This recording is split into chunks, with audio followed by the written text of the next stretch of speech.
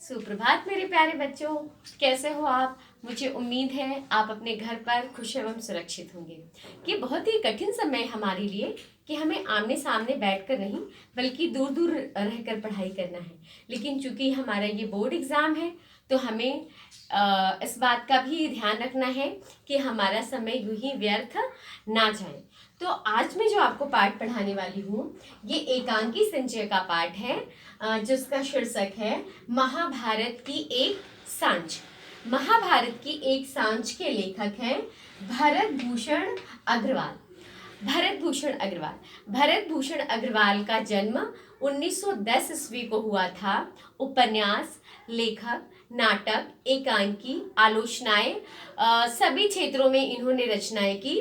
और भरत भूषण अग्रवाल की भाषा शैली का एक खास बात यह है कि इन्होंने विषय को बिल्कुल विपरीत दिशा देकर हमें सोचने पर बाध्य किया कि हम अभी तक जिस नजरिए को जी रहे थे जो हमारे लिए सही था, कुछ पल के लिए हमें ये सोचने पर विवश होना पड़ा कि नहीं, ये भी बात सही है। और हमें उनकी बात में पूरी सार्थकता नजर आई।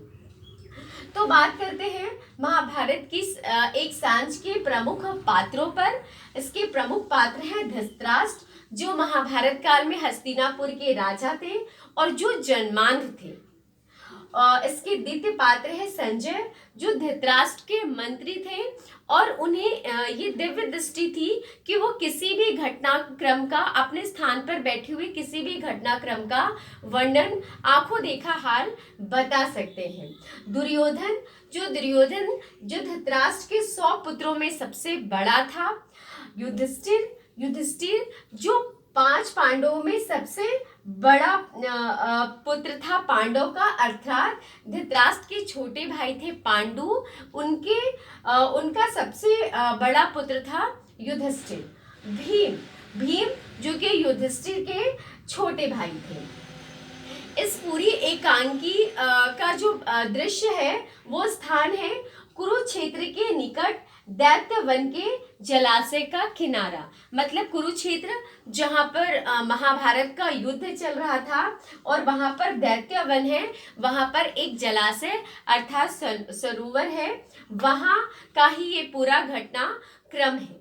एकांकी की शुरुआत होती है कि महाराजा धृतराष्ट्र को इस बात का अफसोस होता है कि मतलब वो इस बात को सोच रहे हैं और वो संजय से कह रहे हैं कि संजय, क्या मैंने कुछ गलत किया है? क्या मुझे अपने पुत्र का मोह रखना क्या गलत है? शायद ऐसा मैंने कुछ गलती नहीं की है। संजय उन्हें कहते हैं कि महाराज, जो बीत गया वो बात गई, अब उन बातों पर पश्चाताप करने का कोई अर्थ ही नहीं है। संजय ये दृश्य बता रहे हैं महाराज धृतराष्ट्र को कि ये जो महाभारत के युद्ध की जो आखिरी दिन है उसके सांझ का समय है, अर्थात शाम का समय है। और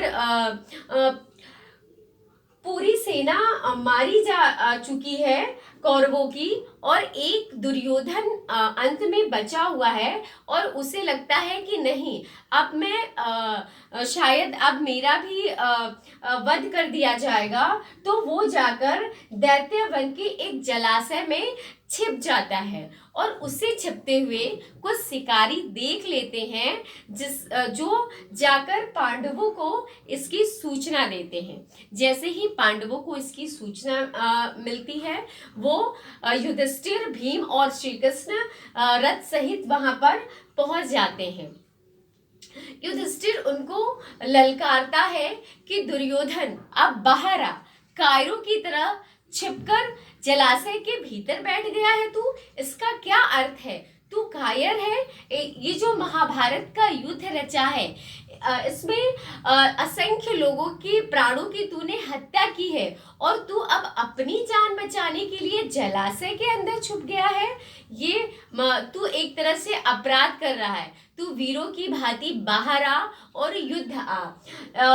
युधिष्ठिर की ये ललकार सुनकर दुर्योधन बोलता है कि ये जो महाभारत का युद्ध हुआ है, मतलब दुर्योधन प्रत्यारोपण कर रहा है कि जो ये महाभारत का युद्ध हुआ है इसमें मेरी कोई गलती नहीं है, ये तुम्हारे महत्वाकांक्षा, मतलब वो युधिष्ठिर को प्रत्यारोपण कर रहा है कि ये तुम्हारे पांडवों के महत्वाकांक्षा के कारण ही ये युद्ध हुआ है जिसमें असंख्य लोगों की जानें गई हैं। उनकी आपसी वार्तालाप में एक दूसरे पर वो दोषारोपण करते हैं कि युधिष्ठिर कहते हैं कि क्या अभिमन्यु एक बालक की हत्या की, क्या वो सही था? तो दुर्योधन भी कहता है कि क्या तुमने भीष्म द्रोणाचार्य की हत्या की, वो सही था? एक दूसरे के प्रत्यारोपण के बाद एक दूसरे पर बातें होने के बाद कुल मिलाकर दुर्योधन जलाशय से बाहर आता है और वो भीम से गदा युद्ध के लिए तैयार होता है।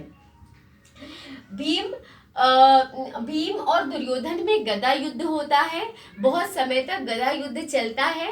फिर श्री कृष्ण जो कि जानते हैं कि दुर्योधन का पूरा शरीर कैसा हो गया है, वज्र का हो गया है, जो उसके जांघ का हिस्सा है वही एक हिस्सा है जिस पर प्रहार करने पर उसकी मृत्यु हो सकती है।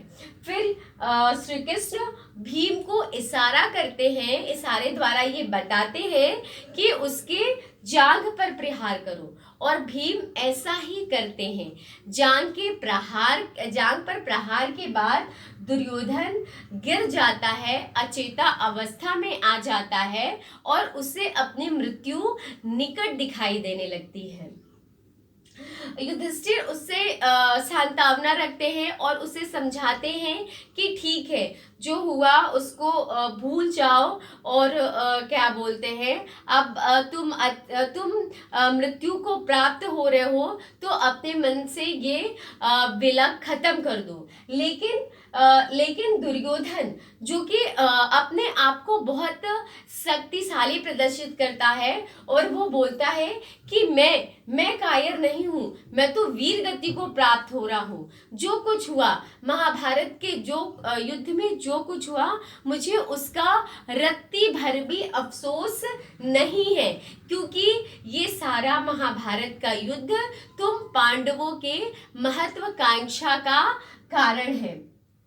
मुझे अगर अफसोस है तो सिर्फ इस बात का है कि मैं एक जन्मांध पिता का पुत्र क्यों हुआ।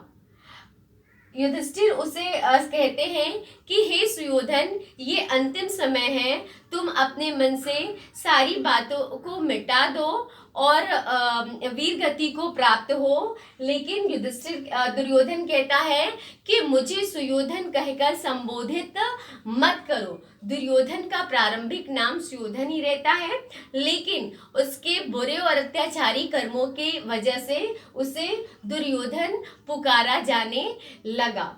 कुल मिलाकर इस एकांकी में लेखक भरत भूषण अग्रवाल ने